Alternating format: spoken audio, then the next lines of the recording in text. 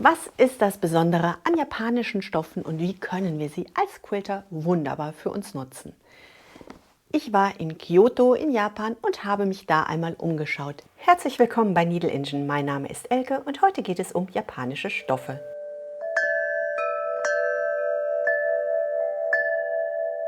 Japan schaut auf eine sehr lange Tradition der Stoffherstellung zurück und in Kyoto, der alten Kaiserstadt, finden wir noch Werkstätte, die nach alter Tradition arbeiten. Und diese alten Einflüsse ziehen sich durch alle Generationen.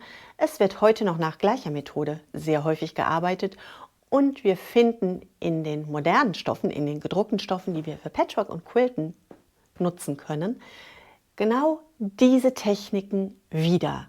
Und das ist ganz interessant. Wir fangen einmal mit der ersten Schule an. Wir starten mit unserer Stoffreise direkt in Kyoto in dem Nishijin-Viertel. Und in diesem Nishijin-Viertel werden Stoffe nach alter Tradition gewebt, die für besondere Anlässe gebraucht wurden. Dazu startete man mit einem Bild.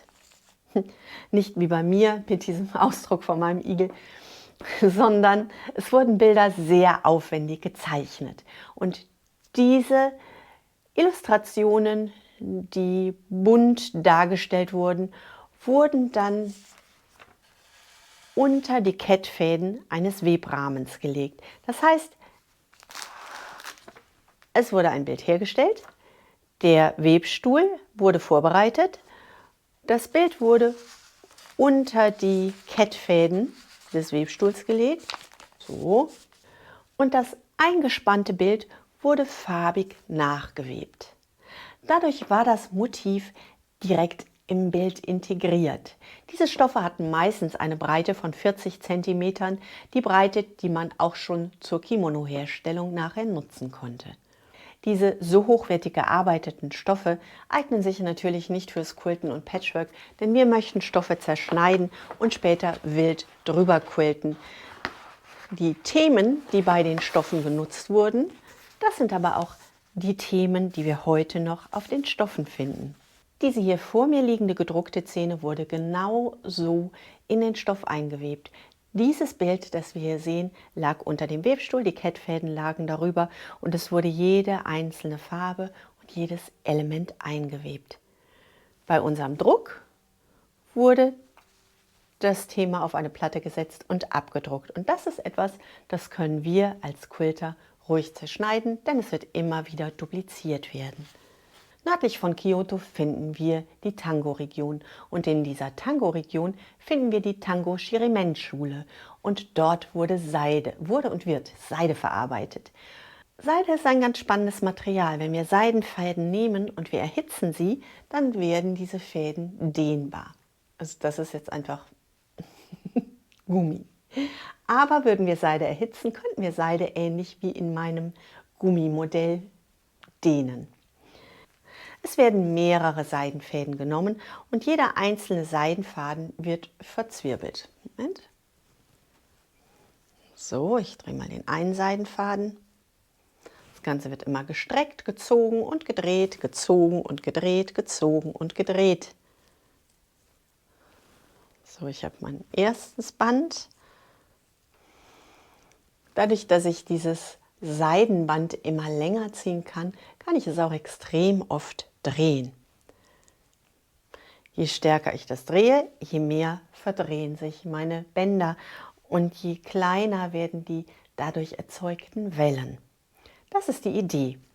Mein super bunter Weihnachtsstoff aus Japan hier weist genau dieses Wellenmotiv auf und das ergänzt sich mit glatten Fäden, sodass in meinem Stoff eine Struktur entsteht. Auch da waren die Stoffe durchgewebt und heute finden wir solche Stoffe als Druck. Und auch hier finden wir wieder diese in sich gedrehten, verwebten Fäden. Klassisch wäre das Motiv jetzt eingearbeitet in unserer heutigen modernen Stoffproduktion, ist das Motiv gedruckt. Für mich habe ich aus Kyoto Stoffe mitgebracht, die von klassisch bis modern mir eine schöne Erinnerung an diese Region geben. Die weitere Methode, die angewandt wird, ist eine Shibori-Methode. Shibori bedeutet das Färben von Stoff. Manchmal werden Teile von ganzen Stoffen gefärbt, andere Male werden die Garne an bestimmten Stellen gebunden und gefärbt, sodass das Garn in sich schon ein vorgegebenes Muster ergibt. Als Patchworker und Quilter finden wir diese indigo-blau gefärbten Stoffe heute auch wieder als Druck. Ein Stoff mit einer Libelle, und diese Libelle ist sehr traditionell für Japan. Diese Libelle wurde auch häufig in Schwertklingenblättern verarbeitet und ist ein Zeichen dafür, für Leute, die mit dem Kopf durch die Wand gehen. Für mich genau das Richtige, also habe ich mir diesen japanischen Stoff mitgenommen. Auch ein Stoff, der wunderbar in diese Tradition passt, das ist dieser Stoff. Auch diesen Stoff habe ich in Japan in diesem wunderschönen kleinen Laden gekauft. So klein war der Laden gar nicht. In diesem wunderschönen Laden gekauft. Aber auch wenn Japan immer noch eine Insel ist, so ist Japan mittlerweile sehr westlich angeschlossen. Und das ist ein Stoff von Moda, der aber wunderbar in eine japanische Kollektion passt. Es ist ein Stoff, der genau so auch als Blauprint hätte gearbeitet werden können. Das heißt, wir können auch wunderbar hingehen und können unsere Stoffe, die wir hier im Westen gekauft haben, mit den japanischen Stoffen kombinieren. Eine auch sehr bekannte Möglichkeit der Stoffherstellung für Steppstoffe ist Sashiko. Heute nimmt man es sehr viel zur Dekoration. Früher wurden damit Stoffe gesteppt, die häufig als Arbeitskleidung nutzten. Aber wir finden auch Sashiko-Stoffe als Print.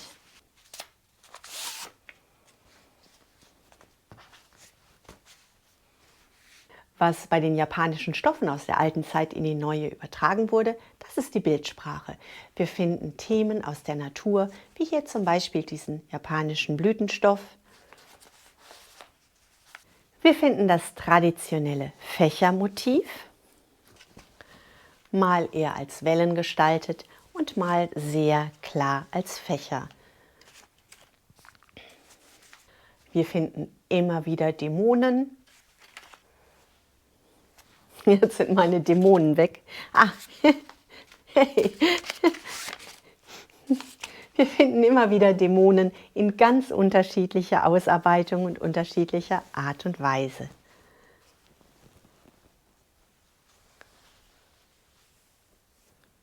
Und selbstverständlich begegnen uns jede Menge Drachen.